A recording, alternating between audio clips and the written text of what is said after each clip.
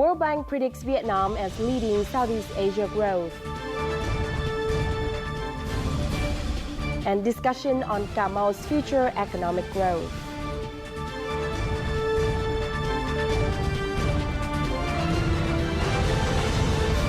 Hello and thank you for tuning into another edition of Bizline brought to you by VTV International. You're with me, Lina Pham, and as usual, we'll start off show with several headlines in the economic and business scenes for the past week.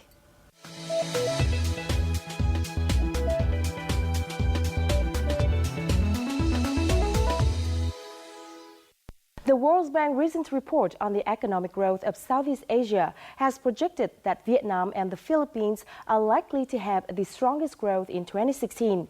The document predicts Vietnam to achieve the growth rate of 6.2% in the coming time. The decline in agricultural production due to salinization and reduced exports are cited as key reasons why the predicted growth rate forecasted will decrease. However, Vietnam will still remain the fastest growing economy in the region this year, with average regional growth of only 4.8%. The World Bank has pinpointed restructuring and credit growth as the main areas in need of improvement for Vietnam this year.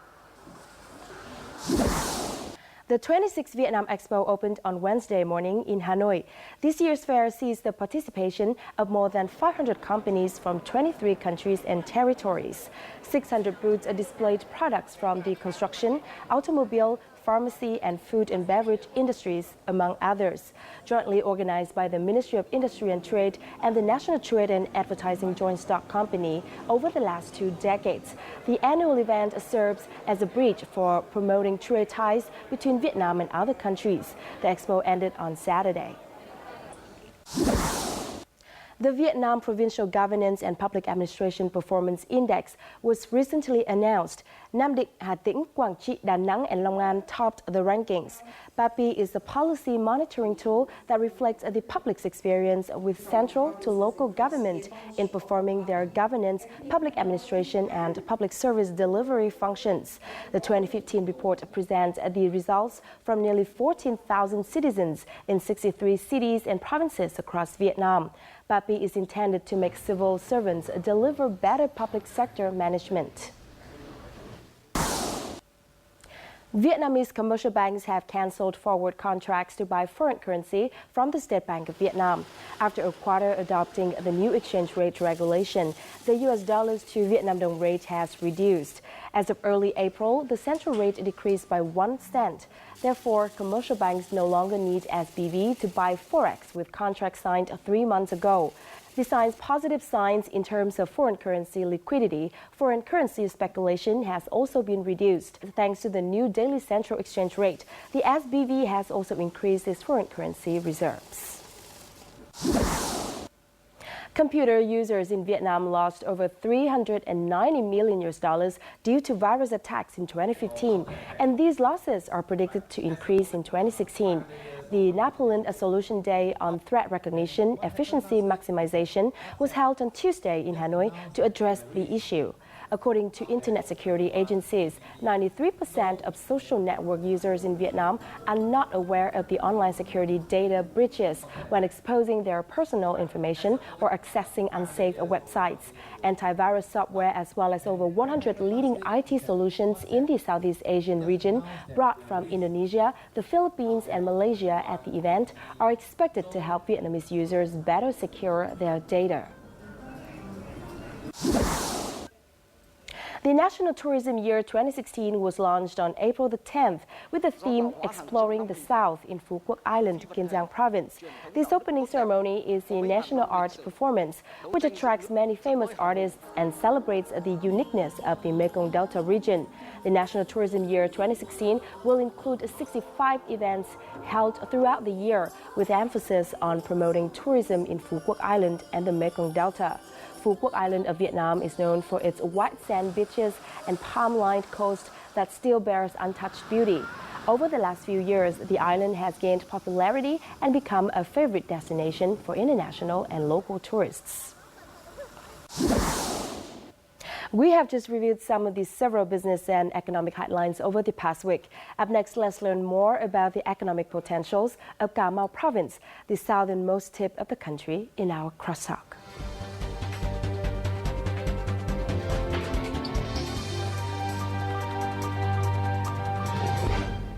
Cà Mau province, the southernmost tip of Vietnam, is known as the country's biggest exporter of shrimp and prawns.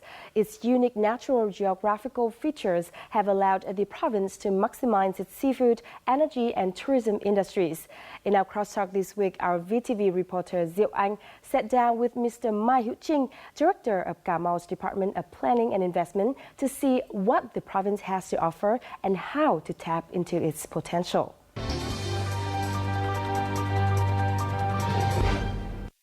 Cà Mau is the southernmost part of Vietnam and part of the Mekong Delta region. The province is bordered on the north by Kiên Giang and Bạc Liêu provinces, on the west by the Gulf of Thailand, and on the south and east by the East Sea. Cà Mau province has quite a special geographical position, with three sides exposed to the sea. Cà Mau Cape is the only place on the mainland where one can both watch sun rising in the East Sea and setting in the west. Cà Mau lies in the heart of the Sea of Southeast Asia region, having the potential to turn into a regional trade hub. With 254 kilometers of coastline, one-third of the total coastline of the Mekong Delta area, Cà Mau is very suitable for developing fishing and seafood industry. At the same time, the province is marked by a unique mangrove ecosystem with biodiversity richness that stands just behind the South American Amazon forest.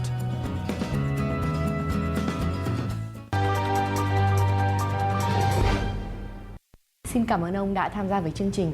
Đầu tiên xin ông có thể cho biết về những lợi thế về điều kiện tự nhiên của tỉnh Cà Mau thì đã mang lại cho tỉnh những điều kiện, những cái tiềm năng để phát triển kinh tế như thế nào ạ? Tỉnh Cà Mau thì diện tích là khoảng cỡ 5.400 km vuông. Đất thì tương đối bằng phẳng. Đây là một cái vùng đất là ngập nước, ngập mặn, rất thuận lợi cho cái công việc nuôi tôm. Và người dân của tỉnh là khoảng hơn 50% dân số đã sống khai thác bằng cái nghề này. Và tỉnh cũng đã có cái hệ thống nhà máy chế biến khá hiện đại để xuất khẩu đi các nước. Và doanh số thì đạt khoảng cỡ 1 tỷ 3 đô la một năm. Hiện nay thì đâu là những ngành kinh tế chủ lực thưa ông? Ngành kinh tế chủ lực của tỉnh nó gắn với cái đời sống mà dân cư nhiều lớn nhất. Đó là cái ngành nuôi trồng thủy sản. Diện tích nuôi của người dân là đến khoảng 265.000 hectare. Sản lượng thì mỗi năm chúng tôi đạt khoảng cỡ 200.000 tấn tôm. Riêng về sản lượng thủy sản các thứ thì đạt cũng khoảng trên 500.000 tấn. Và chế biến có khoảng cái hệ thống nhà máy chế biến thì khoảng hơn 40 nhà máy. Tiềm năng thứ hai của tỉnh Cà Mau là có cái thềm lục địa khá rộng, 80.000 cây số vuông, nó hơn khoảng cỡ 15 lần của diện tích đất liền. Và như vậy thì ở ngoài thềm lục địa này, ngoài cái nguồn lợi về hải sản, phát triển đánh bắt, nó còn cái nguồn lợi là cái tiềm năng về cái khí thiên nhiên và dầu hỏa. Thì hiện tại thì đang có khai thác khí thiên nhiên để cho phục vụ cho phát triển 2 cái nhà máy điện và 1.500 MW và một nhà máy đạm 800.000 tấn năm. Thứ ba, cái tiềm năng thế mạnh của tỉnh Cà Mau là cái hệ sinh thái rừng ngập mặn được thế giới công nhận đây là cái khu dự trữ sinh quyển và có cái mũi Cà Mau. Đây là cái tiềm năng nó còn rất là hoang sơ, nó phục vụ cho phát triển du lịch rất là tốt. Cái tiềm năng thứ tư mà chúng tôi đang tập trung khai thác đó là cái vị trí địa lý của tỉnh Cà Mau. Nó nằm giữa cái trung tâm của khu vực Đông Nam Á. Dự kiến là chúng tôi sẽ phát triển đây là cái đầu mối để giao thương cho các nước trong khu vực, để tiến tới Cà Mau là cái điểm đầu để mà mở rộng cái giao thương, một điểm để mà kết nối với các nước. The Cà Mau Gas Power Fertilizer Industrial Zone was approved back in 2001. The construction of 1,200 hectares with an initial investment of $1.4 billion was one of Vietnam's 3 largest projects during the 2000 to 2005 period. 2 thermal power plants and 1 area factory in the complex receive gas from nearby gas fields. By early 2015, 10.86 billion cubic meters has been used to produce thousands of tons of area and more than 57 billion kilowatts, accounting for 7% of the country's electricity generation and 40% of urea fertilizer. Sản phẩm của mình là cung cấp chủ yếu ở thị trường trong nước là khu vực Tây Nam Bộ. Một phần là xuất khẩu sang thị trường Campuchia, Bangladesh. Trước đây thì cũng có xuất sang Hàn Quốc. Thì từ khi đưa vào vận hành sản xuất đến nay thì nhà máy luôn hoạt động ổn định, công suất là từ 100 trở lên và đã đạt được những cái mốc sản lượng rất là đáng khích lệ. Doanh thu của nhà máy đạm Cà Mau năm vừa rồi là khoảng gần 6.000 tỷ. The Cà Mau Gas Power Fertilizer Industrial Zone has helped to develop the Mekong Delta into one of the Vietnam's key energy centers. With plans to expand production in the near future, the complex will contribute to ensuring food and energy security. Dự án sắp tới của đạm Cà Mau là đang hoàn thành phát triển cái khu kho chứa 10.000 tấn UG đạm Cà Mau và sắp hoàn thành và sẽ đưa vào vận hành trong quý 1 năm 2016. Sắp tới là khu công nghiệp này là sẽ xây dựng thêm một cái nhà máy chế biến khí hóa lỏng nữa là GUB, cung cấp cho các cái hộ tiêu thụ dạng gia đình và các cái cơ sở nhỏ. Cà Mau province is currently the country's largest shrimp exporter, with export turnover of $1.3 billion each year. Cà Mau shrimp are exported to over 60 countries, along with the Cà Mau Gas Power Fertilizer Industrial Zone. Fishing and seafood processing industry have changed the face of this land of mangrove forests. However, the province is still facing challenges in attracting investment, especially foreign direct investment. Xin ông có thể cho biết về cái tình hình đầu tư nước ngoài vào tỉnh hiện nay cũng như là cái kế hoạch để xúc tiến hoạt động đầu tư nước ngoài vào tỉnh ạ? Cái đầu tư nước ngoài vào tỉnh hiện nay thì còn đang rất thấp. Trong suốt cái khoảng thời gian qua thì có khoảng 5 dự án đầu tư và cái vốn đầu tư vào tỉnh Cà Mau thì không quá là 5 triệu đô la. Đây là cái vấn đề trăn trở nhất của tỉnh và chúng tôi cũng đang tìm cách để tháo gỡ cái vấn đề này. Thì cái lĩnh vực mà nước ngoài đầu tư vào tỉnh Cà Mau chủ yếu tập trung là sử dụng cái nguồn nguyên liệu là đánh bắt để mà và phục vụ cho cái dịch vụ như là nhà hàng, khách sạn là chính. Hiện nay cái điều kiện bất lợi lớn nhất của chúng tôi đó là tất cả những hàng hóa sản xuất hoặc là khi có hàng hóa đưa đi tiêu thụ đều phải thông qua lên ngược lại với thành phố Hồ Chí Minh, chi phí rất cao. Để khắc phục tình trạng này thì chúng tôi đang xây dựng cái hệ thống cảng biển, cảng Sông Đốc và cảng biển quốc tế Hòn Khoai.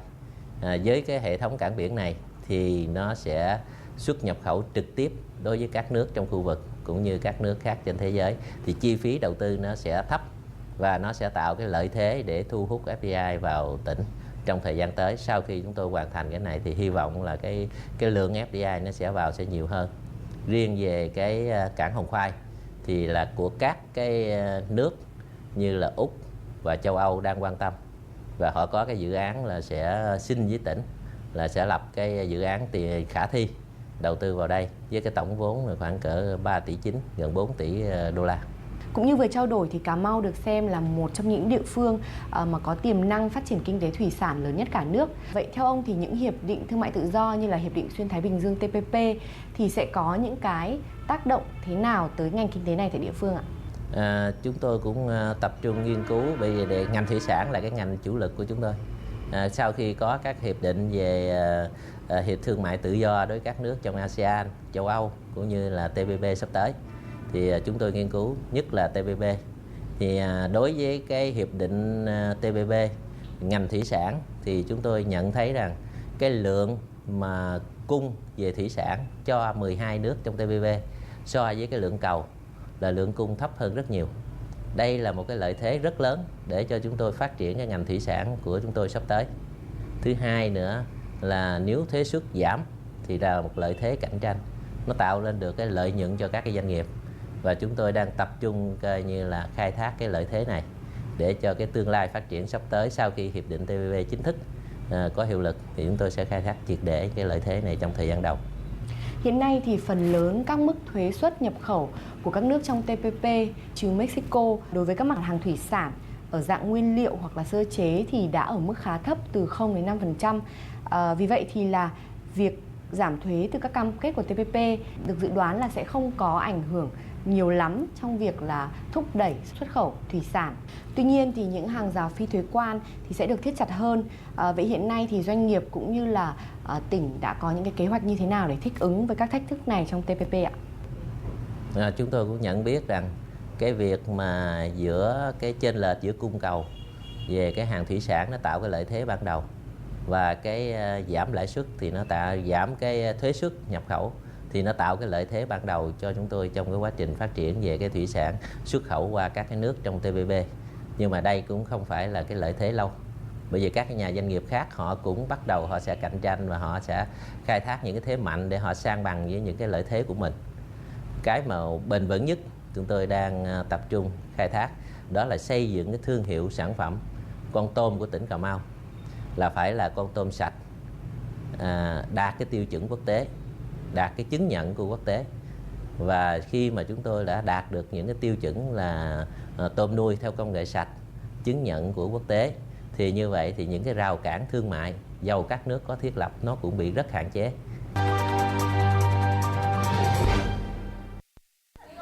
Cà Mau, the southernmost tip of the country, has long been known as a tourism destination for many locals. Many people have even put this place into their bucket list. Lần đầu tiên mà đến đây là rất là hân hoan, thích thú, nên là coi như là mừng được sự mình biết được cái cột mốc của Cà Mau, của đất nước mình. Đi thăm nước ngoài đâu đi chơi phải biết nước Việt Nam trước, trong tâm tôi phải biết Việt Nam trước, mình phải biết hết cả nước Việt Nam mình phải đi nước ngoài. Tới cái đất mũi này Cà Mau rồi đấy, thấy cũng như cái lòng mình nó cũng bồi hồi đó, xúc động lắm, thì mình được đặt chân tới cái nơi cuối cùng của đất nước mình. Cà Mau province has been recognized as the 2088th Ramsar site in the world, having unique traits of a typical estuary ecosystem. Many households and local businesses have taken this advantage to promote ecotourism community models. Visitors to Cà Mau can engage in various experiences such as catching freshwater crabs or shrimps. Phim đầu tiên cũng mới mở ra rồi ai cũng sợ là không có khách, nên không ai dám mạnh dạn đầu tư vô làm đâu. 3 năm nay thì thấy càng ngày càng phát triển á. Khách cũng như người ta đã đến đây lần thứ nhất rồi, người ta quay lại lần thứ 2, lần thứ 3 rồi. Along with household, business also invest in developing larger-scale tourism complex with more modern and entertainment services.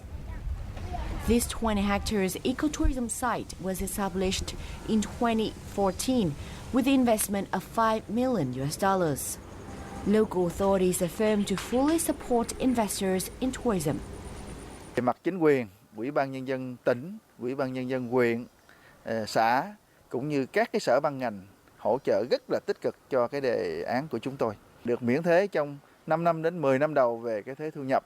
Thứ ba là tạo mọi điều kiện hết sức là nhanh gọn để chúng tôi hoàn thành các cái thủ tục về hành chánh để cho ra đời cái đề án như hiện nay. In 2015, Cà Mau welcomed nearly 1 million visitors, contributing $13.5 million to the province's total GDP.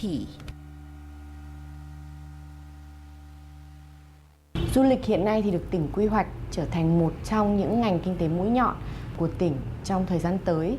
Vậy ông đánh giá như thế nào về tiềm năng phát triển ngành công nghiệp không khói này ạ? Cái du lịch thì chúng tôi đang tập trung phát triển theo cái thế mạnh riêng có của tỉnh.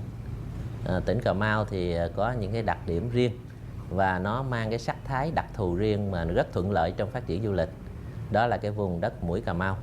Đây là cái vùng đất là coi như là gần như chỉ có Cà Mau, có tại Cà Mau thôi. Và đối với người dân Việt Nam thì ai cũng mong ước một lần đến mũi Cà Mau, cái vùng đất coi như cuối cùng của Tổ quốc, để chiêm ngưỡng, để thưởng thức cái vùng đất sinh sôi nảy nở này. Và cạnh cái mũi Cà Mau là cái khu rừng ngập mặn được thế giới công nhận là cái khu dự trữ sinh quyển thế giới. Và ở đây thì rất đa dạng sinh học về tôm cá, về các cái loài chim cũng như động vật. Đây là cái lợi thế mà có thể thu hút được khách du lịch quốc tế, và chúng tôi đang cố gắng tạo cái sản phẩm du lịch mang cái sắc thái đặc thù của tỉnh Cà Mau. Nó để nó kết hợp với các cái sản phẩm du lịch trong vùng, như là du lịch về biển đảo của Phú Quốc, du lịch về sông nước của Cần Thơ. Đó thì thành những cái hệ thống du lịch hoàn chỉnh trong khu vực để cùng phát triển trong một cái không gian du lịch của cả vùng. Phát triển du lịch thì giao thông phải thuận lợi và phải nhanh. Chúng tôi nhận thức rất rõ điều này. Khi mà giao thông thuận lợi nhanh thì cái du lịch mới phát triển được. Và chúng tôi đang khai thác cái tuyến đường không để bay về Phú Quốc, và về thành phố Hồ Chí Minh thì đang bay rồi, và là bay về Phú Quốc để tạo những cái tuyến du lịch bằng đường không cho nó nhanh đối với tỉnh Cà Mau. Thứ hai, về đường bộ thì tương đối là thuận lợi. Hiện nay chúng tôi có cái đường bộ là đường hành lang ven biển phía Nam, là có thể đi từ Bangkok, Thái Lan, qua Campuchia, qua Kiên Giang, rồi đến Cà Mau, đi đến đất Mũi. Đây là cái tuyến mà chúng tôi tập trung sẽ khai thác về cái du lịch quốc tế bằng đường bộ.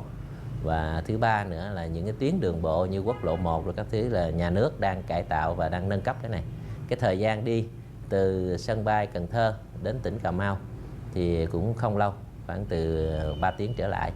Và tương lai thì nếu cái đường Quảng Lộ Phụng Hiệp mà nâng cấp cho tốt hơn và sẽ thành cái đường là cao tốc thì thời gian đi nó khoảng cỡ 1 tiếng, thì rất thuận lợi cho chúng tôi trong cái vấn đề phát triển cái này.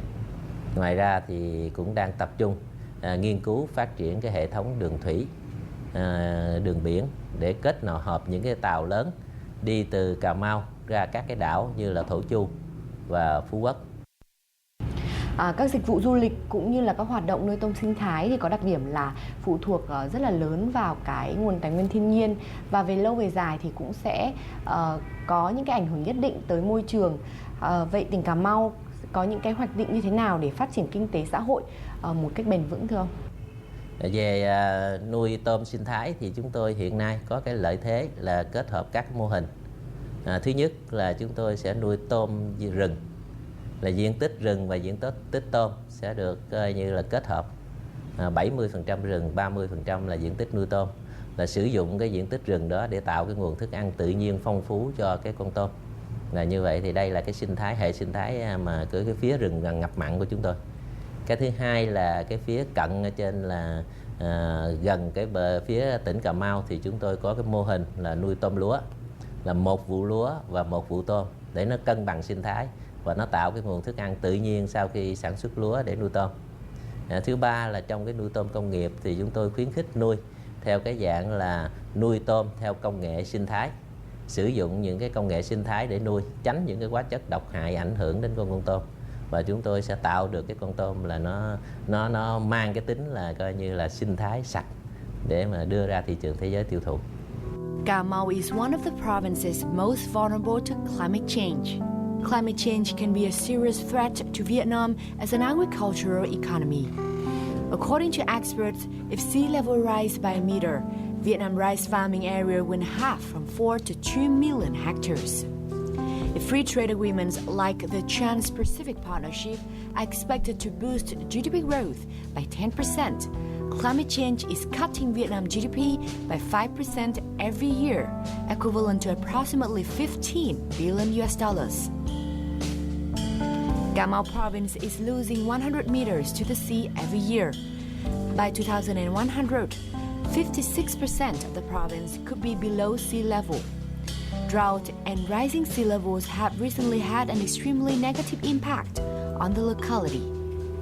45% of shrimp ponds in Cà Mau province have been abandoned due to high salinity. The current salinity level of 30 to 35 parts per thousand is potentially catastrophic for shrimp and could make their farming almost impossible in the future. Xin ông chia sẻ thêm về cái định hướng phát triển lâu dài của tỉnh trong thời gian tới ạ. Trong cái chỉ tiêu phát triển của tỉnh trong thời gian sắp tới, nghị quyết của Đại hội của Đảng cũng đã xác nhận là Cà Mau sẽ tăng trưởng trên cái con đường là tăng trưởng xanh. Tất cả những cái dạng công nghiệp cũng như nông nghiệp, nuôi trồng. Chúng tôi tập trung qua cái dạng sinh thái và giữ gìn cái môi trường cho nó phải thật tốt. Như chúng tôi đã nói trước, trong nuôi tôm thì chắc chắn nó cũng ảnh hưởng đến môi trường, nhưng mà chúng tôi hạn chế tối đa bằng phương thức là nuôi tôm rừng, nuôi tôm lúa, là sử dụng là nuôi tôm công nghiệp, là nuôi tôm là coi như sử dụng cái chế phẩm sinh học để hạn chế những cái hóa chất thải ra môi trường, và sử dụng những cái vi sinh vật tự nhiên trong cái điều kiện tự nhiên như trong rừng và trong lúa để mà phục vụ cho cái thức ăn cho con tôm, để hạn chế tối đa những cái ảnh hưởng tác động cái môi trường ra bên ngoài.